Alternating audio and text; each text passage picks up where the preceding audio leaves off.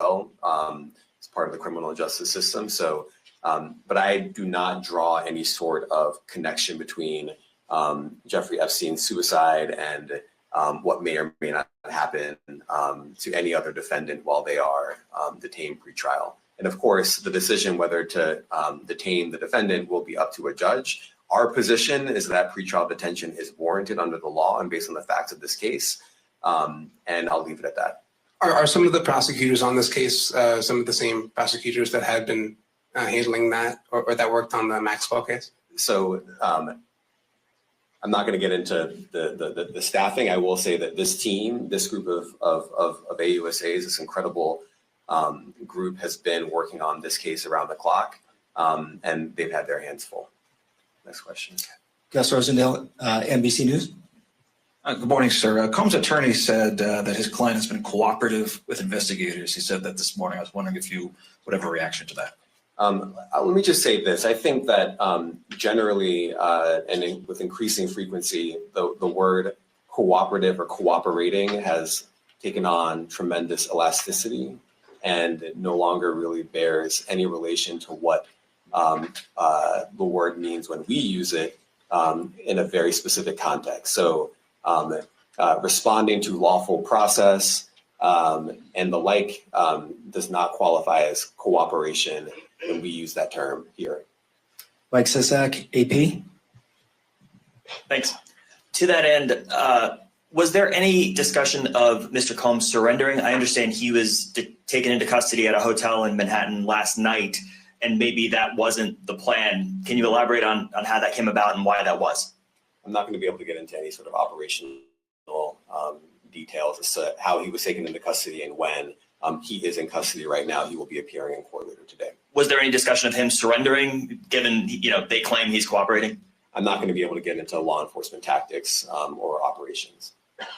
If you need a big deal of the gun, how come they're not charged outright or with liberating Syria? That's on that count.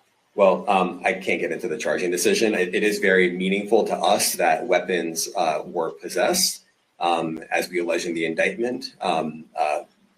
Part of the reason why this conduct was so pervasive and harmful was because victims and others didn't necessarily feel comfortable denying him his wishes, as we allege, because of the presence of firearms. I should leave it there. Thanks. Last question, Jacob Shamison. Jacob Shamsian, Business Insider. Thank you. Given that he's the sole defendant in this case and that you allege he's part of a conspiracy that involves members of his companies, do you anticipate a superseding indictment that bring allegations against other members of his companies or other co-conspirators as well? I can't take anything off the table. Anything is possible. Our investigation is very active and ongoing. And I think a lot of you who cover this office know that when we say such things, that developments are certainly foreseeable, but I cannot predict them sitting here today. All right, thank you, everyone. Thank you. What part of this business empire is exposed for the jury? Thank you, everyone. Thank you. Good morning, everyone. My name is Damian Williams, and I'm the U.S. Attorney here in the Southern District of New York. Today, I'm announcing the unsealing of a 3-count indictment, charging Sean Combs with racketeering conspiracy, sex trafficking, interstate transportation for prostitution. The indictment alleges that between at least 2008 and the present, Combs abused, threatened, and coerced victims to fulfill his sexual desires, protect his reputation, and conceal his conduct. As alleged in the indictment, to carry out this conduct, Sean Combs led and participated in a racketeering conspiracy that used the business empire he controlled to carry out criminal activity, including sex trafficking, forced labor, kidnapping, arson, bribery, and the obstruction of justice. Let me say a little bit more about the charges. The indictment alleges that Combs abused and exploited women and other people for years, and in a variety of ways.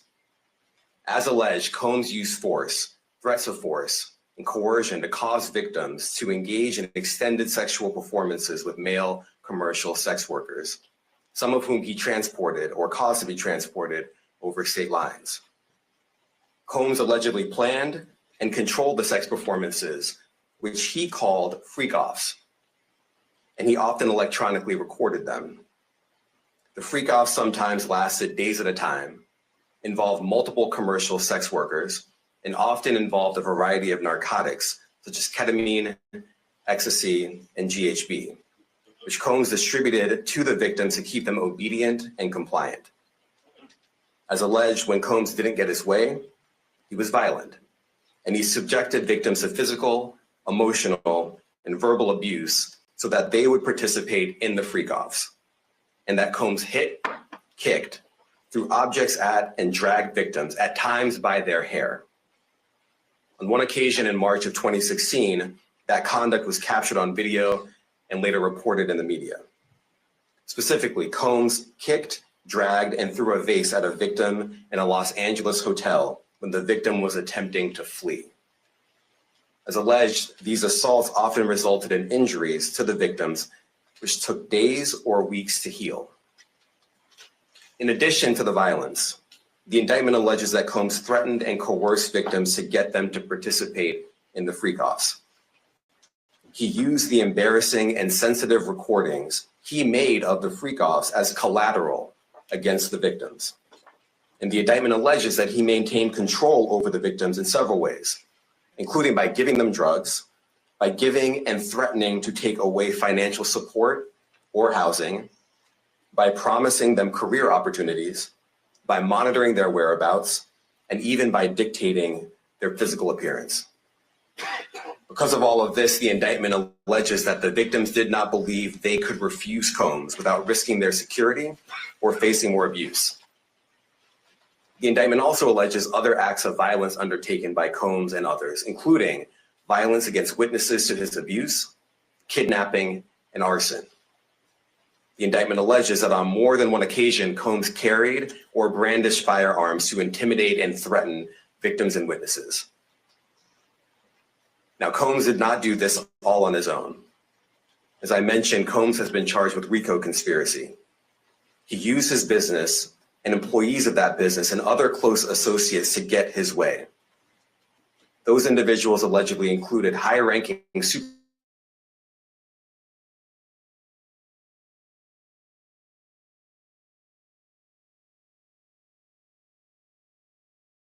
facilitated the freak-offs. They booked the hotel rooms and stocked them with the supplies, including drugs, baby oil, personal lubricant, extra linens, and lighting. When the hotel rooms got damaged, they helped clean it up.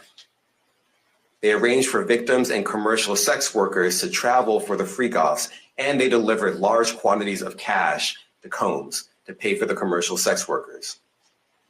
The indictment also alleges that they helped Combs cover up his crimes. During the March 2016 incident at the LA hotel that I mentioned earlier, a member of the hotel security staff intervened, and Combs attempted to bribe the staff member with a stack of cash to make sure that what happened was kept quiet. And as the indictment alleges, in late 2023, after public allegations were made about Combs's crimes, he and others pressured witnesses and victims to stay silent, including by making phone calls to witnesses and victims and giving them a false narrative of what they had experienced.